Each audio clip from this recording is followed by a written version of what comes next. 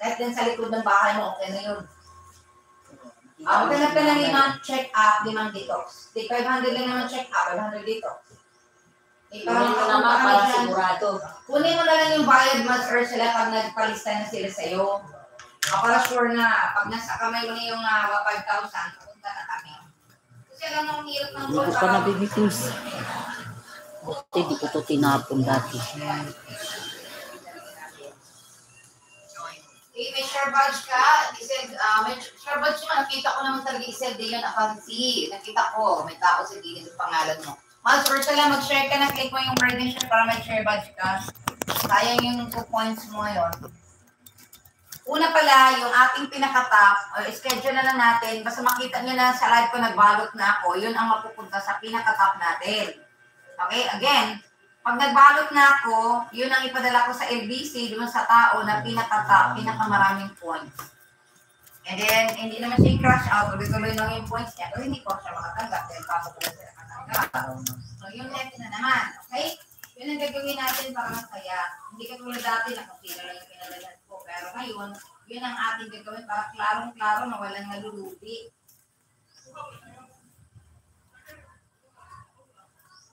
Yeah, dami mag-search sila. Kaya lang, itong mga ibang gamot dito, hindi ko naman ito gamot.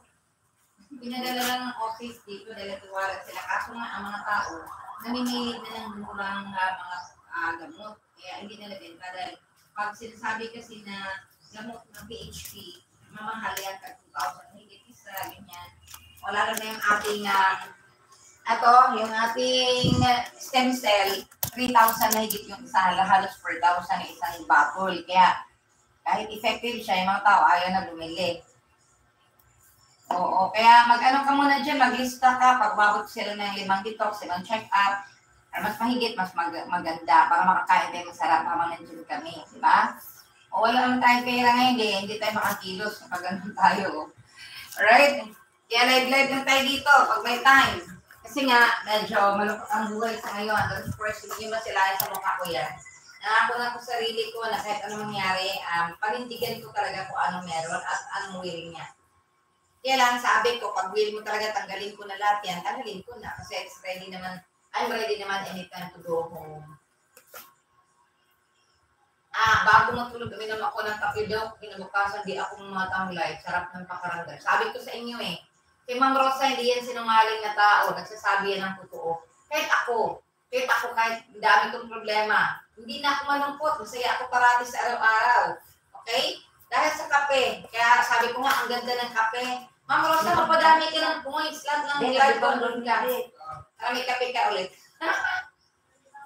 Alright, so yung mga nauna parati sa live ko malaki ang score nun. Ipopost ko na lang hindi ko pa sinabi sa inyo. Pero may nakalaan ng score dun sa mga first na dumating sa live ko. Oo, kasi kadalasan ng Rosa, hindi ka na nauna. O may mga ibang tao na pumasok yung hindi ko kilala. Hindi ko sila kilala. Kasi na lang sila dumating sa live ko. Palaban na tas kape, sabi ni Lepang Leti, humawan. Alright, so sabihin niyo na lahat ng nasabi niyo maganda. Kasi naman, ang totoo talaga niyan, yung kape na yan, full of energy, hindi naman yung sinasabing energy drink. But, kakaibang enerhiya talaga na nagpapagana sa ating buong katawan. Alright, kakaibang enerhiya dahil alam niyo na yun. Alam niyo na yun, yung mga nakakilala. So, yung ating kape, yun pa rin ang laman ng ating kape, pinalitan ko lang yung dito banda. So, nag-edit ako kahapon para palakihan ng konti. Kasi ang liit nitong pangalan na to, ayan, makita naman paglakitan mo. Kaya lang, nilakihan ko siya, ginawa ko siya yung square, ganyan. Medyo malaki-laking konti para clear na. Daming ginagawa ng Rosa para pareho lang naman tayo mga nagsisikat sa buhay. Kaya lang, kagandahan lang dito, andito si Lala. Lala is very masipag na bata. Ay, hindi na pala bata, pero napakasipag ni Lala. Masipag na gurang na. Kahit hindi naman bata, hindi ka naman gurang. Kailangan napakasipag talaga, oo. Swerte ko nagkaroon ako ng kasamang ganito, no? Kung sa Cavite yan, tiyak, hanapan kita ng ano doon. Kung sa Cavite magkakape, talagang tutulong ako. Yung nakikitira doon, layo na nung Layo lagi. Kasi negosyo tayo Right, so bago tayo umalis ito sa Bohol, naghanap tayo ng mga distributor dito ng ating kape. So sa mga kaya naman talaga magkaroon ng 5,000 na puhunan,